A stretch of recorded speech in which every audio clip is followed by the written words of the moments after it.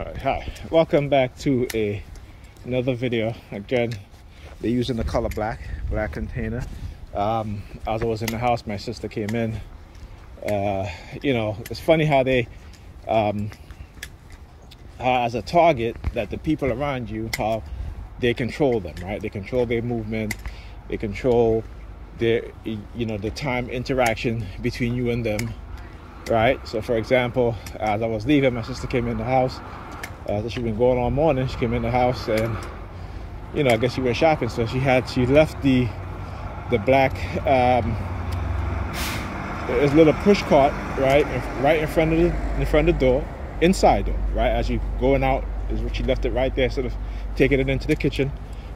She would unpack the groceries, whatever she has in there. It was one of these little pull cart, not really a pull cart, but it's like a pull bag. It's like a little small thing with wheels that you could put a few groceries in if you don't have to do a whole big set of groceries, right? No, deliberately not. So I go to sit down in the living room. They left a black home on the floor right by the chair that I'm sitting down on. And like I said, so she comes in, left the black bag right there. She went into the kitchen with a bag in her hand. She came back, rested right beside me now. Okay, it was a shopping bag with aluminum foil pans inside of it, only to take it back up and go right back into the kitchen with it. Obviously they want me to see these things. Why? Because of whatever association that they've conditioned within my mind to associate these things with. Okay, and again, you're not going to see me wearing no aluminum foil hat. All right, and I think this is why you will see people who have been diagnosed with these, paranoia, delusional paranoia disorder or what have you, wearing tin foils over their head and stuff like that, right? Because again, it is a method and tactic, a program method used in order to make them look crazy, or to introduce the idea of doing these things within their mind, right?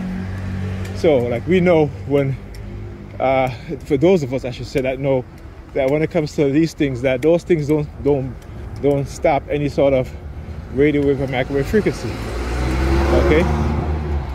This is why when you talk about securing rooms, stuff like that, in terms of that cannot be penetrated by those sort of frequency, the walls are lined with lead.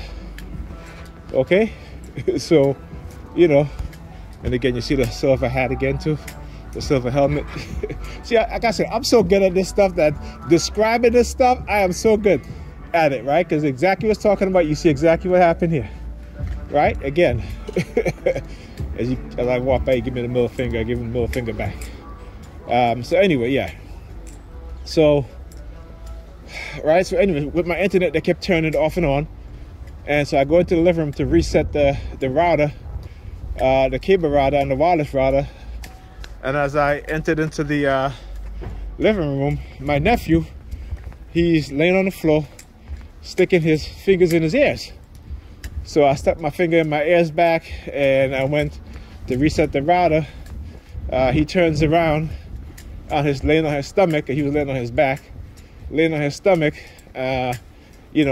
kicking his feet up, right? The bottom of his feet up. Again, I talk about how they use these things as caste system, right?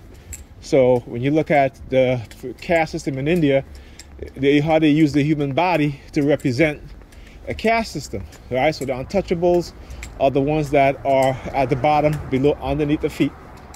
Okay, and then you move up to different sections within the society of people, until you get to the head, and the head is that of the white people, right? But the untouchables are the one that's below the society. Okay, so this is why you're constant, particularly in the house, when they see me, they're constant, what they've been doing now is, if they're laying on their stomach, they will raise their feet, the bottom of their feet up, right? And again, because we're being microwave, and there's a fixation drill that they put me under, or putting me through, become fixated on the bottom of their feet, right? So again, I understand how technology is being used. And this is why I study this stuff and I expose it, because I want other people to understand what's going on. So like I said, America doesn't have a class system, but a caste system masqueraded as a caste system. Okay, we know that poverty is specifically engineered. Okay, we know this, right? And you see here today, more and more people are being directed downward in society into poverty, more so than ever. And even those who are in poverty, they're engaged in targeting you. But because again, they don't quite understand what's going on, and they don't know. Like as she got off the wall, walking, look at her feet. She wearing red shoes, a red jacket, fall on her lips. See, this is what I'm talking about. She is standing there. As soon as she sees me, you know, she's standing right here like this. As soon as she sees me, she starts walking towards me, looking down at her shoes, and as I got closer to her, she's like folding her lip, right? So obviously they know that there are people out there who's actually knowing what is being done, right? And so for me, sometimes it's not only sending me a message, but also sending them a message. Okay? So you gotta understand that. Now here's the most ridiculous thing in the black community, that these black women with their long ass eyelashes looking ridiculous. It looks ridiculous, but they don't even. I should say, Dr. Amos Wilson, how he's absolutely correct in terms of you know, understanding the behavior, the program behavior within Negro people, or you know, that women will be wearing these long ass eyelashes, looking totally ridiculous, right? Looking totally ridiculous. And who has said it? Who has said? Somebody has said that modern black women today are now looking like the cross-dressers of the 90s. You know, you know, you have the cross-dressers of the 90s, you know, wearing these long-ass eyelashes.